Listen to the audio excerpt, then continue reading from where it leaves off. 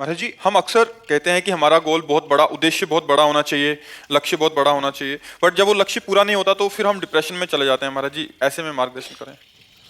संसारिक लक्ष्य बिना भगवान के भजन से, बिना तपस्या से ये पूर्ण नहीं होते।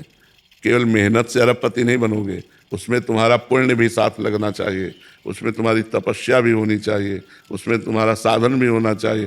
केवल आधुनिक साधन से तुम नहीं, जो आज बने हैं इनके पूर्व के पुण्य लगे हैं, जहाँ पुण्य क्षीण हो गए तो धराशायी हो जाएंगे, ये स्थायी नहीं है। तो अगर लौकिक कोई उन्नति चाहनी है तो अनुष्ठान करो, पाठ करो, भजन करो, व्रत रहो, तीर्थयाटन करो, तो उसके फल से आपकी आधुनिक उन्नति होगी। संत सेवा करो, उसके फल से आधुनिक उन्नति होगी। अब लक्ष्य बना लिया बहुत बड़ा और इसके बाद मेहनत में असफलता मिल रही क्योंकि आपका प्रारब्ध पाप का लग गया है। पुण्य का जब लगता है तो सफलता मिलती है, तो आप निराश हो जाएंगे, डिप्रेशन में तो पहुंच जाएंगे ही। इसीलिए हम कहते हैं नाम जप करो, खूब नाम जप करो, जो चाहोगे वो प्राप्त हो जाएगा। कोई दुर्लभ बात नहीं है, मनुष्य जीवन है। जब भगवान को हम प्राप्त कर सकते हैं तो वैभव को क्यों नहीं प्राप्त कर सकते। पर हम नाम जप करें, दान पुण्य करें, दूसरों की सेवा करें, परोपकार करें, तब हमारे अंदर वो बल आएगा कि हम आगे सफलता प्राप्त कर सकते हैं। पाप कर्म करोगे, सफलता चाहोगे तो असंभव। जय श्री हरिवंश महाराज जी। महाराज जी, भगवत गीता में श्री कृष्ण जी ने कहा है, आप ऐसे लिख रहे हैं कि मैं जिस पे भी कृपा करता हूँ या जिससे भी प्रेम करता हूँ उससे उसका सब कुछ छीन लेता हूँ। मैं अर्थ, परिवार, सभी रिश्ते, नाम और प्रसिद्धि छीन लेता हूँ, फिर वो बिना शर्त मेरे पास आता है और मुझ में समा जाता है। महाराज जी, 1 साल से ऐसा ही महसूस हो रहा है कि सब कुछ बहुत तेजी से हो रहा है। परिवार और व्यवसाय सहित सभी लोग जिनका मैं समर्थन करता था वो बार बार मेरे विश्वास को धोखा दे रहे हैं। ऐसी स्थिति। देखो, ऐसा कोई ना समझे, गलत अर्थ मत लीजिए। अगर गलत अर्थ लेंगे तो कोई भयभीत भी हो जाएंगे, ऐसा नहीं। मंगल भवन अमंगल हारी, भगवान की ताकत नहीं है कि वो अमंगल कर सके, क्योंकि मंगल भवन है।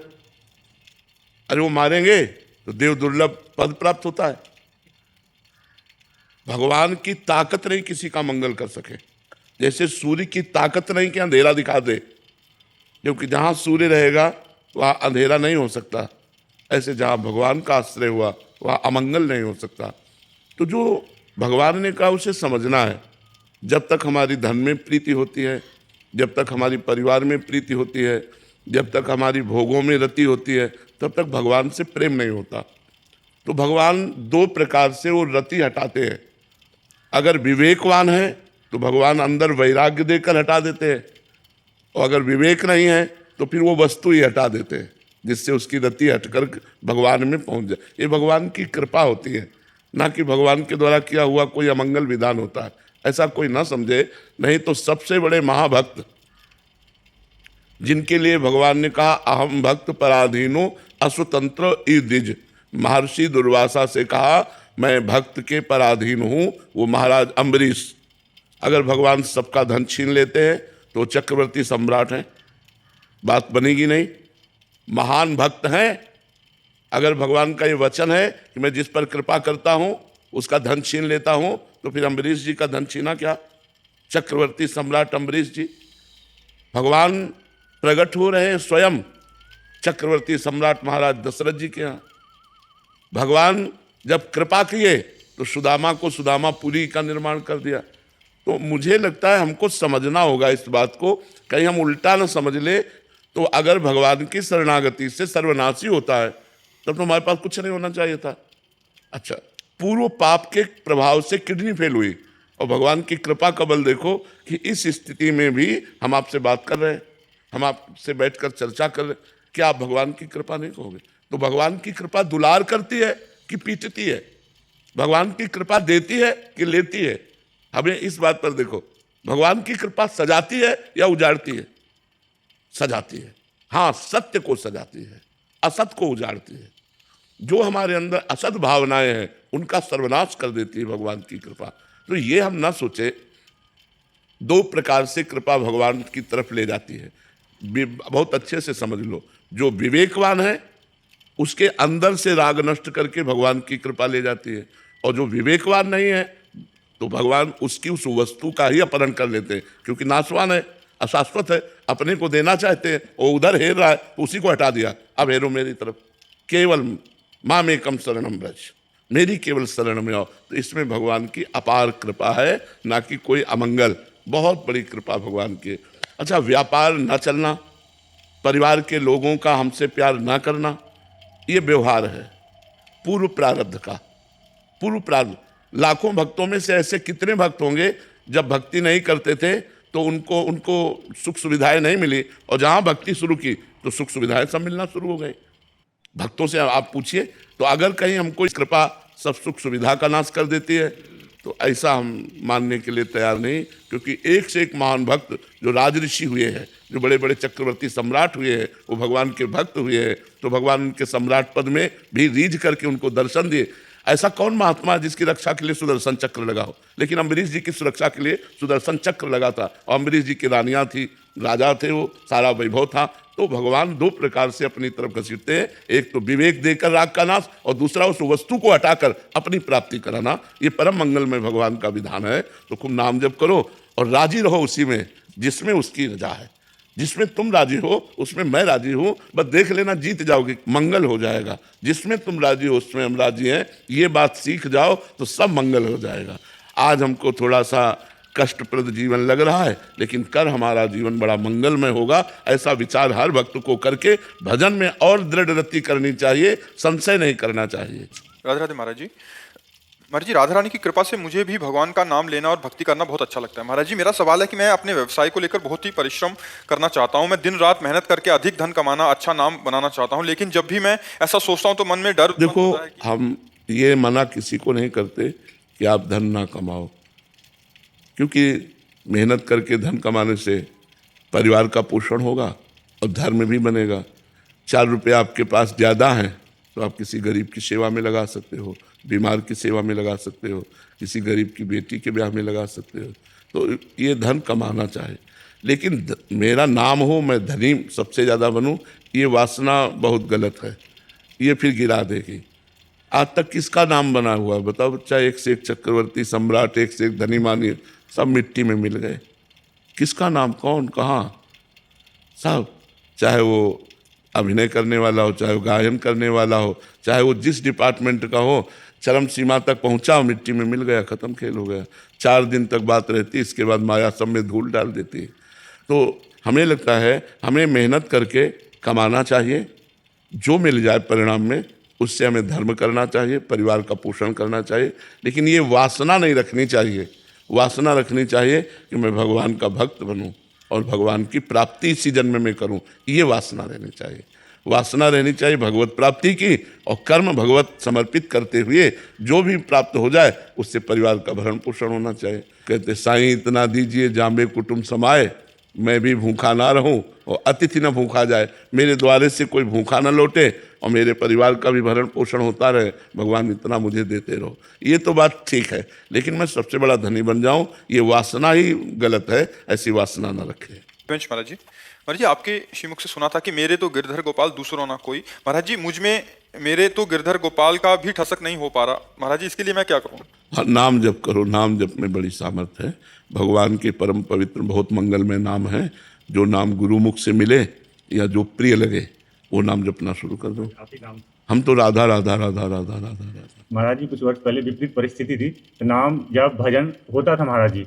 अब कुछ परिस्थिति में नाम जब भजन बहुत कम हो गया महाराज जी। वैसे और बढ़ाओ, अनुकूल परिस्थिति में इतना नाम बढ़ाओ कि आगे आने वाली विपत्ति तुम्हें परास्त न कर पावे। देखो, दिन है तो रात आएगी, और रात है तो दिन आएगा। ऐसे आज सुख है तो कल दुख आएगा। मान लो तुम्हारे जीवन में आएगा, पक्का आएगा। और आज दुख है तो कल सुख आएगा, धैर्य रखो। तो सुख में हमको और भगवान का भजन करना चाहिए कि हम दुख में भगवान को भूले ना, दुख हमको रौंद ना पावे। भगवान के भजन के प्रभाव से हम दुख को रौंद कर निकल जाए, ऐसी महिमा भगवान के भजन की है। तो भजन करो, जबरदस्ती करो, जबान से करो, राधा राधा राधा राधा राधा। मन लगे ना लगे, राधा राधा बोल रहे हो, मंगल हो जाएगा। अब हम अमीर हो गए महाराज जी, अब आपने बता दिया तो मैं... खूब परम धन राधा नाम आधार, खूब राधा राधा, और विश्वास कर लो, बहुत कृपा है, बहुत कृपा। तो हम ये कहते हैं भरोसा यदि रखो और मेहनत करो। देखो, मेहनत करनी पड़ेगी, हमको भी करनी पड़ती है। सुबह से उठकर बीमार है, लेकिन ये मेहनत ही तो कर रहे हैं। तो आप लोग भी मेहनत करो, भरोसा भगवान का रखो, और जो मिले उससे काम चलाओ। देखो, धीरे धीरे सब व्यवस्था भगवान कर दे। महाराज जी, गुरु और सतगुरु में कुछ अंतर है महाराज जी? व्याख्या करने में कुछ भी कहे, वही गुरु है, वही सदगुरु है।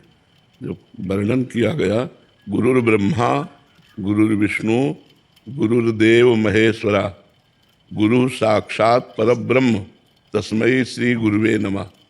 गुरु साक्षात परब्रह्म, यहाँ सदगुरु तो नहीं लिखा ना, यहाँ लिखा गुरु साक्षात परब्रह्म। तो गुरु कौन सा मार्ग दिखाता है, सत या असत?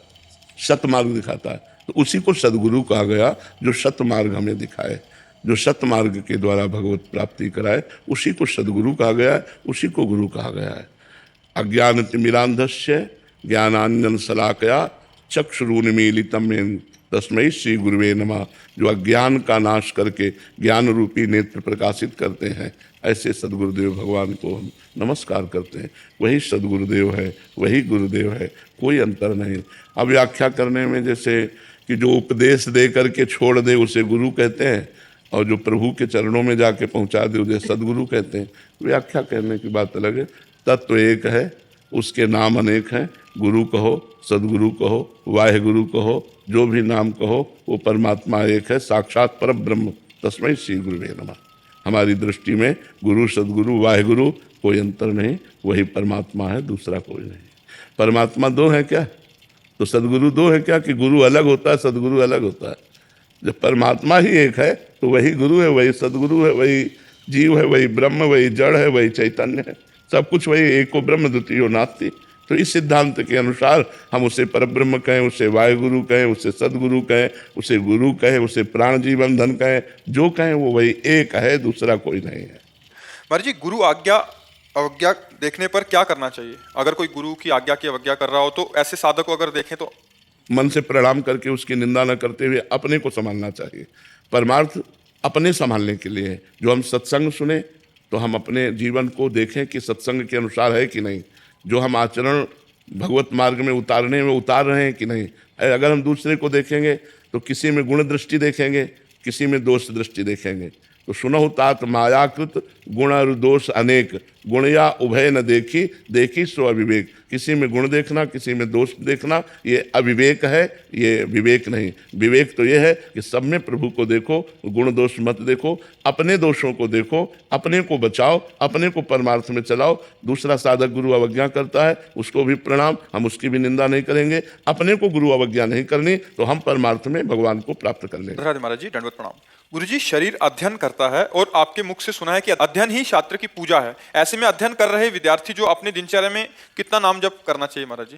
जितना समय खाली मिल जाए, खाली समय में जैसे आप स्वाध्याय कर रहे हैं तो वो भी भगवान की आराधना ही है। आधुनिक विद्या भी भगवान की भक्ति की तरफ हमको ले जाने में सहयोग देती है। देखो, अगर हम ककाहरा ना पढ़े होते, मात्रा ना पढ़े होते, तो हम शास्त्र ना पढ़े होते, शास्त्र ना पढ़े होते तो आज आपके प्रश्नों का उत्तर ना दे पाते। तो आधुनिक विद्या सहयोग दे रही है कि नहीं दे रही? तो वो विद्या भी भगवान का स्वरूप है। तो जितनी देर हम पढ़ाई पढ़ें उतनी देर तो बात अलग है कि एकाग्रता पूर्वक हमें अध्ययन करना है। शेष समय में जब हम मनोरंजन करते हैं, जब हम खाली समय होते हैं, उस समय हमें राधा राधा नाम जपना चाहिए। श्री हरिवंश महाराज जी, महाराज जी, मेरे अंदर एक उत्सुकता बनी हुई है कि कोई निकुंज की चर्चाएं सुनाए। मेरे अंदर एक प्रबल जिज्ञासा बनी हुई है कि श्री जी कैसी होंगी, उनकी सहचर्याएं कैसी होंगी, क्या सभी सखियों की अलग अलग सेवाएं निर्धारित होंगी या सबको संपूर्ण सेवा का अधिकार होगा? महाराज जी, श्री जी अपनी सखियों को किस भाषा में बात करती होंगी? अब ये सब तो प्रवचन का विषय नहीं है, चूंकि ये हमारी उपासना का विषय है, हम उसी उपासना में हैं, तो वो अधिकार के अनुसार होता है। उसकी ऐसे चर्चा नहीं होती जैसे ऐसे चर्चा हो रही है। इसलिए नाम जप करो और शरणागत मंत्र जप करो, चतुरासी जी का पाठ करो, और समय मिले तो 42 लीला का पाठ करो। इसी से आपको आगे अधिकार प्राप्त हो जाएगा। ये चर्चा अधिकार के अनुसार होती है। ऐसे हम कभी सहचरी भाव की चर्चा नहीं करते। श्री जी की चर्चा कोई छेड़ दे तो बस थोड़ा रूप माधुरी का वर्णन करके चुप हो जाते हैं, क्योंकि वो हमारा आहार है। वो विषय जब उस अधिकार को प्राप्त होता है तब सहचरी भाव बहुत दूर है। अभी नाम जप करो, वाणी पर नाम वाणी में लगो, खूब भजन करो, तब आगे बात बनती है। ये बहुत गुप्त विषय है। महाराज जी क्या हमें भी बुलाएंगी कभी? अगर बुलाया ना होता तो वृंदावन कैसे आ जाते? बुलाया ना होता तो तुम हमारे सामने कैसे बैठे होते? श्री जी नहीं तो बस श्री राधिका कृपा बिन सबके मनन अगम्य, प्रथम यथामति प्रणव श्री वृंदावन अति रम्य। आप महारानी जी के घर आए तो बिना बुलाए थोड़ी आ गए। यहाँ ऐसे नहीं आया जाता। जब श्री किशोरी जी कृपा करती है तब आया जाता है। तो कहीं ना कहीं उनकी कृपा हमारे ऊपर है, पर हम उनकी कृपा के लायक अभी नहीं है। जी महाराज जी, वही लगता है अपनी तरफ ना मैं बहुत फिसड्डी स्वभाव का। हाँ, तो हमको चाहिए कि नाम वाणी में हम अपने मन को और लगाएं, खूब नाम वाणी में मन को लगाएं तो हमको कृपा का अनुभव होने लगेगा। जब ये अनुभव होगा कि हमारे ऊपर लाडली जी की बहुत कृपा है तो धीरे धीरे हम लाडली जी तक पहुंच सकते हैं। यहाँ कृपा से पहुंचा जाता है, कृपा ही यहाँ का वो लिफ्ट है जो श्री जी तक पहुंचाती है। ऐसी है इसमें अवगुण करे समुद्र सब गणत न अपनो जान, लाई के संभजन को मारत मेरु समान। कृपा रूपी लिफ्ट में जो बैठ गया वो पार हो गया, और चाहे जितना अवगुणी हो। फिर इष्ट देव ये नहीं देखते, हमारे इष्ट देव जो श्यामा जो है, अवगुण करे समुद्र सम, समुद्र के समान अपराध बन जाए तो भी मानती नहीं है, और राई के समान सेवा भजन बन जाए तो उसे सुमेरु के समान मानती है। ऐसा उनका करुणामय स्वभाव है।